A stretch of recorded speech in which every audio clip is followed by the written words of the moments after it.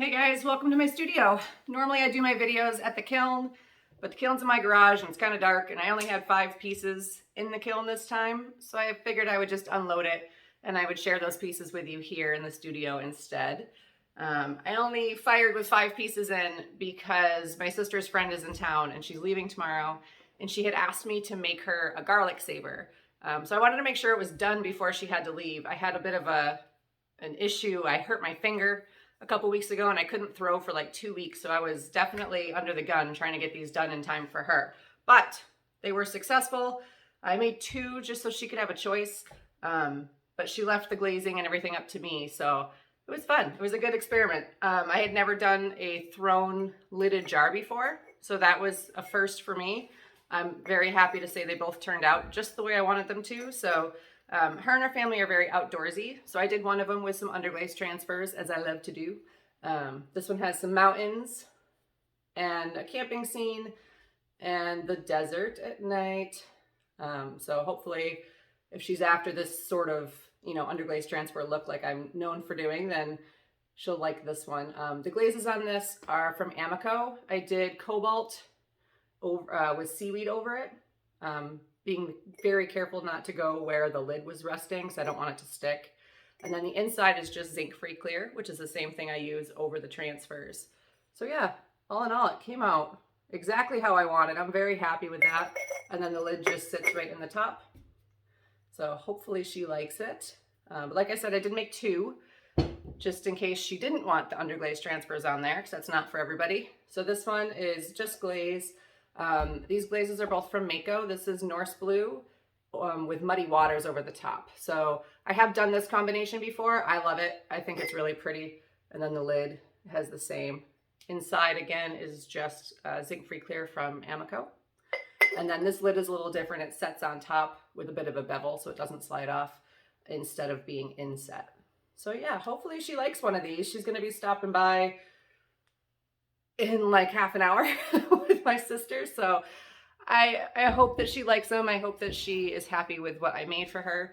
And it, like I said, it was the first time I tried a lidded jar and I'm happy that I did. I have one of my friends from college has asked me to make a couple small urns for her for dogs that she's had in the past that have passed away.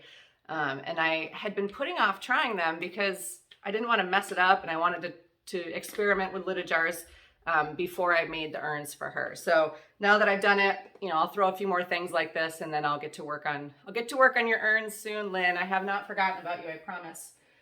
So the other 3 pieces that I had in the kiln were some bigger pieces. Anytime I put a big plate or a platter in the kiln, it takes up a half a shelf. And it always feels like a waste of space to me when I'm trying to fire a bunch of mugs and bowls. So it actually worked out well that I had 2 pieces that I needed to fire, so I made some big platters and put them in too. So this one is, it was made with a rolling pin by Clayshare. As you can see, I have a bit of a rolling pin issue. I like them too much. So this one is the birches with cardinals, and I rolled it out. The rim is by De La Designs. It's a template, like a rim cutter that she has, and then I just used a GR pottery form for the shape. This is Amico's Ultra Black Underglaze that was applied and then wiped back to give that detail in the trees. And then I used Mako's Stroke and Coat. The blue is Caribbean blue mixed probably half and half with cottontail. The Caribbean blue by itself is beautiful, but it's very dark, so I wanted it to be a little bit of a lighter sky color. And then the cardinals were done with ruby slippers, and I just put straight Stroke and Coat. It's just 1 coat for everything, and then I covered it with 2 coats of Amico zinc-free clear. The back, obsidian would have been nice here, but I don't have any right now. So this is actually 3 coats of the Ultra Black that I then just covered with the clear. So in a pinch, Ultra Black works and it can take the place of obsidian, although it wouldn't mix well with other colors. The next platter that I did, again, I said I have a problem with the rolling pins. I did another rolling pin one. This is another new pin for me, also that I got from Clayshare. This one's just a bunch of buoys. I have a lot of people in my family, on both sides of my family, that are very nautical. So I bought the rolling pin with them in mind. Not necessarily that this piece is going to any of them, but if any of you guys want it for like a Christmas present, let me know. So this was Amoco's Cobalt that I applied and wiped back, and then covered it with 3 coats of Sky. And then on the back, it's 1 coat of Cobalt covered with 2 coats of Sky. Cobalt by itself or Sky by itself on the back is just not the color I was looking for, but together they came out really, really nice. So I did all 3 of these. I have one more plate coming. I did all 3 of these without a foot. I kind of like the look when it's just that nice, flat, smooth surface. Sometimes I put feet on, but I didn't this time. And then the last piece that came out of the kiln today was, this one's hard to see with the glare. They're daisies. There we go. Now you can see it.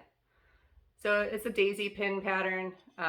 Inside of the daisies here is just teddy bear brown underglaze from Amoco that was applied and wiped back.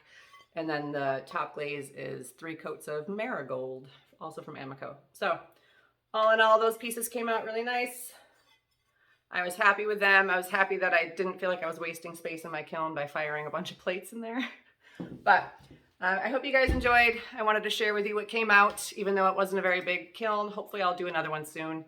I need to get back in the studio and start throwing again. So if you guys haven't already, go ahead and click the subscribe button. That way you're notified when new videos come out. And if you like the video, give it a thumbs up. If you have any questions, you can leave them in the comments below. I try to get back to everybody that asks me questions down there. And I hope you guys have a wonderful Labor Day weekend. And I will see you next time.